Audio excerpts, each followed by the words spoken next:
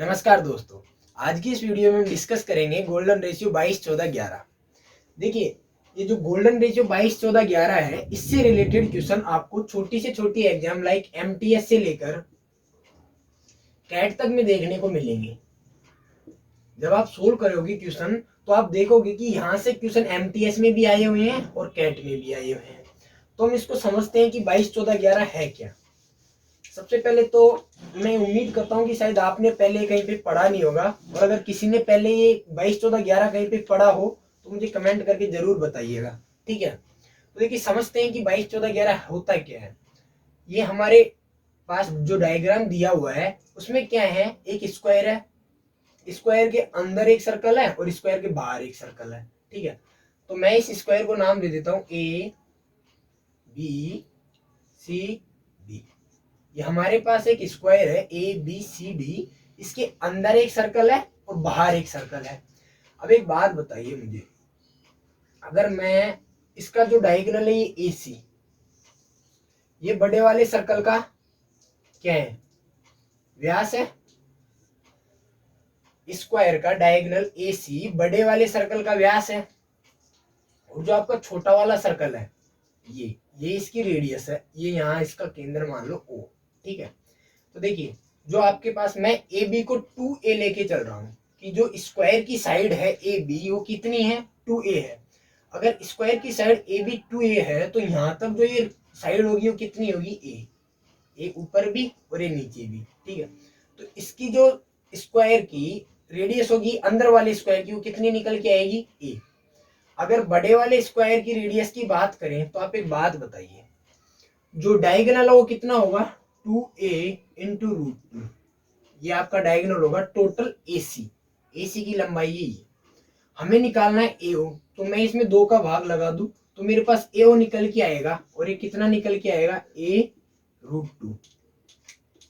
a√2 मेरे पास एओ निकल के आ गया। अब देखिए हमारे पास क्या क्या है, हमारे पास स्क्वायर की साइड है 2a, अंदर वाले सर्कल की रेडियस है a और बाहर वाले सर्कल की रेडियस है a√2। तो अब हम यहाँ से इनके एरिया का रेशियो निकालते हैं। देखो, अगर मैं बात करूं बिगर सर्कल की, यहाँ पे लिख देता हूं मैं बिगर सर्कल, सीधे समझ जाना, और आपका ये स्क्वायर है और फिर ये स्मॉलर सर्कल, ठीक है। ये बिगर सर्कल, स्क्वायर और स्मॉलर सर्कल, यहां से इनका एरिया निकालते हैं अपन। एक बात बताइए, एरिया होता है क्या, पाई आर स्क्वायर। तो बड़े वाले सर्कल की रेडियस कितनी है, a√2, इसका स्क्वायर। बात करें स्क्वायर की तो स्क्वायर का होगा 2a का स्क्वायर एरिया। स्मॉलर सर्कल की बात की जाए तो ये होगा 22/7 और ये a स्क्वायर, ठीक है। तो देखिए, यहाँ से a स्क्वायर कैंसिल, ये स्क्वायर कैंसिल, ये स्क्वायर कैंसिल। अगर यहाँ से बात करें तो ये 2 कैंसिल, ये जो 4 आएगा इसमें से यहाँ पे आपके पास 2 बचेगा और ये 11।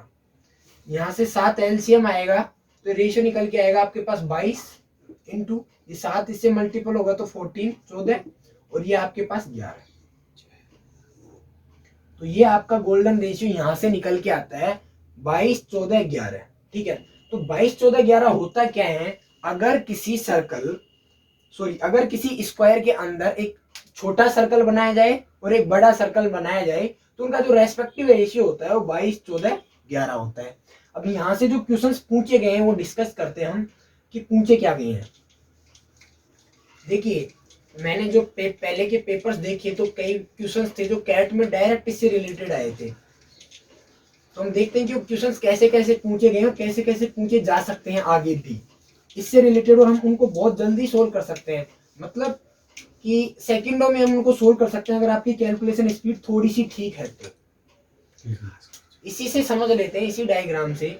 मान लो आपको ये जो अंदर वाला सर्कल है ये, इसकी रेडियस दे रखी है 7, और आपसे पूछ लिया जाता है जी कि ये जो साइडेड रीजन में बना रहा हूं ये, इसका एरिया ज्ञात करना है। ये जो टोटल साइडेड रीजन है इसका एरिया आपको ज्ञात करना है। आपको इन सर्किल की रेडियस दे रखी है 7 और इसके बाहर एक स्क्वायर है, और जो ये शेडेड रीजन दिख रहा है इसका आपको एरिया ज्ञात करना है। देखो, आप सीधा कैसे करोगे, आपको पता है कि ये जो सर्कल है ये क्या है 11 है। जब किसी सर्कल की रेडियस 7 होती है तो उसका एरिया डायरेक्ट 154 होता है। ठीक है, ये कितने की वैल्यू है 11 की। मुझे वैल्यू किसकी चाहिए ये सैडेड रीजन। तो आप बताइए सैडेड रीजन 14 माइनस 11 3 होगा कि नहीं होगा।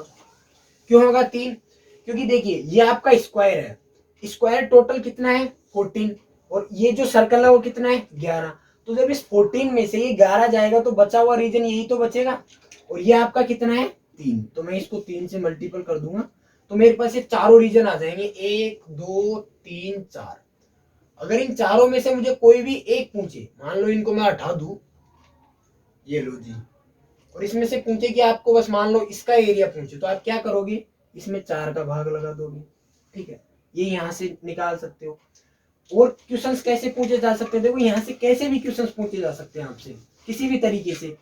मान लो अब इसकी दे दी जाए, आपको इसकी रेडियस दे दी जा रही है, फिर इसका एरिया पूछ लिया जाए, या ये वाला साइडेड रीजन है इसका एरिया पूछ लिया जाए, तो आप क्या करोगे इसका पूछोगे तो भाई पूरे जो बिगर सर्कल है उसका बाहर का 22 है एरिया, अंदर का सर्कल है सॉरी जो स्क्वायर है उसका कितना है 14, तो दोनों का डिफरेंस कितना होगा 8। तो ये जो एरिया है आपका ये कितना होगा 8। थोड़ा एक और डायग्राम बना देता हूं मैं आपको, इसका एरिया हो जाएगा 8। अब मान लो एक और क्वेश्चन आपके पास आता है, देखो अब मैं बोलूं यहां से आपको इस डायग्राम में देखोगे ये एरिया अपन ने निकालना सीख गए, ये एरिया निकालना सीख गए, और कल को मान लो इस अंदर वाले जो अंदर वाला सर्कल है इसकी रेडियस दे दी जाए, इसका एरिया दे दिया जाए आपको कुछ भी, इसका एरिया आपको 616 दे रखा है अंदर वाले सर्कल का और बाहर वाले सर्कल का पूछ रहा है, तो कुछ ही नहीं करना जी, आपको पता है 616 11 की वैल्यू मुझे 22 की वैल्यू ज्ञात करनी है, इसका डबल हो जाएगा, और कुछ भी दे दिया जाए तभी भी आप यहाँ से ज्ञात कर सकते हो। इसका एरिया दे दिया जाए स्क्वायर का, कि स्क्वायर का एरिया है मान लो 54, इसका स्क्वायर का एरिया दे दिया तो आप बोलोगे कि किसकी वैल्यू हो जाएगी 14 की वैल्यू कितनी हो जाएगी 54। आपसे किसी की भी वैल्यू पूछ ले, 8 की वैल्यू पूछ ले, 3 की पूछ ले, 11 22 किसी की भी वैल्यू पूछ ले XYZ, तो आप यहाँ से फाइंड आउट कर सकते हो। आई होप आपको इतना समझ में आया होगा। देखिए अब हम जो डिस्कस करने जा रहे हैं वो बहुत इंपॉर्टेंट डिस्कस करेंगे इसी रेशियो से रिलेटेड। तो अगर किसी ने CGL मैथ्स 2018 के पेपर किए हों या CPO के पेपर किए हो तो उनमें एक क्वेश्चन आया था कि एक घन है आपके पास, क्या है घन, और घन से अपने को सबसे बड़ा बेलन निकालना है। घन बोले तो क्यूब है अपने पास, मैक्सिमम एक क्यूब है, इस क्यूब में से आपको मैक्सिमम वॉल्यूम वाला क्या निकालना है सिलेंडर निकालना है। ये क्वेश्चन आया था एग्जाम में CGL मैथ्स 2018 में, और शायद CPO में भी पूछा गया था ये, कि आपके पास एक क्यूब है, क्यूब में से आपको निकालना है मैक्सिमम वॉल्यूम का सिलेंडर, और जो बचा हुआ है उसका कुछ परसेंटेज पूछा था कि जो बचा हुआ वॉल्यूम होगा उसका परसेंटेज ज्ञात करें। देखिए होता क्या है इसमें, आपके पास क्यूब है तो बात बताओ कि जो क्यूब होता है आपके पास उसमें नीचे एक वर्ग होता है, भाई क्यूब क्या होता है, तो आप बोलोगे जी क्यूब में 6 स्क्वायर होते हैं। ठीक है, तो आपके पास एक क्यूब है तो क्यूब में स्क्वायर हो गया। अब इसमें से जब मैं एक सिलेंडर निकालूंगा तो आप बोलोगे जी कि सिलेंडर का जो नीचे का आधार होता है वो स्क्वायर होता है कि नहीं होता है, होता है।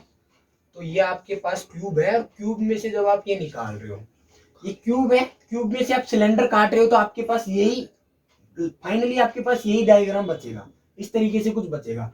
अब एक बात बताइए आप, किसी भी 3D होती है बोले तो प्रिज्म, उसका वॉल्यूम क्या होता है, प्रिज्म का वॉल्यूम होता है जी आधार का क्षेत्रफल, मतलब इसकी बात करूं तो मैं पाई आर स्क्वायर इंटू एच, यही होगा।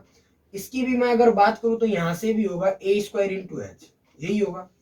अब एक बात बताइए, जब मैं क्यूब में से मैक्सिमम वॉल्यूम का सिलेंडर काट रहा हूं तो दोनों की हाइट तो सेम होगी कि नहीं होगी, भाई जब दोनों की हाइट सेम होगी और मैं रेशियो निकालूंगा ना तो ये मेरे पास एच से तो एच कट जाएगा, बचेगा क्या, तो कुछ नहीं, आपके पास आधार के क्षेत्रफलों का रेशियो बचेगा। क्या बचेगा, सिर्फ जो इनके आधार हैं उनके क्षेत्रफलों का रेशियो। और अभी अपन ने ये आधार के क्षेत्रफलों का रेशियो ही डिस्कस किया था, और क्या किया था कि कि भाई ये है आपके पास, ये होता है 14 और ये होता है 11। यही किया था 22 14 11 में कि ये 14 होता है, ये 11 होता है। अब उसमें पूछा था क्वेश्चन में कि जो बचा हुआ वॉल्यूम है, तो आप बताइए अगर इसका वॉल्यूम, जो सिलेंडर है उसका वॉल्यूम अगर 11 है और जो घन का है वॉल्यूम 14 है, तो बचेगा कितना वॉल्यूम? 3 वॉल्यूम बच रहा है। ये 14 का 3 कितना परसेंट है? यही आपका क्वेश्चन पूछा गया था। ठीक है, तो ये यहाँ से आप फाइंड आउट कर सकते हो। दूसरी बात, अगर कल को ये इसमें से सिलेंडर नहीं निकलवा के अगर आपसे बोले कि कौन निकाल रहे हो, आप क्या निकाल रहे हो? कौन बोले तो शंकु। अगर आप शंकु निकालोगे तो देखो शंकु में क्या होता है, शंकु कुछ नहीं होता, जो आपका ये है 11, इसका 1/3 कर दूं तो मैं शंकु आ जाएगा।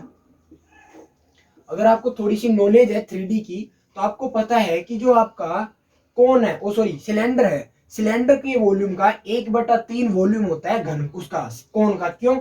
उसका होता है 1/3 पाई आर स्क्वायर एच। ये आपका कौन का वॉल्यूम होता है और आपके सिलेंडर का वॉल्यूम होता है पाई आर स्क्वायर एच।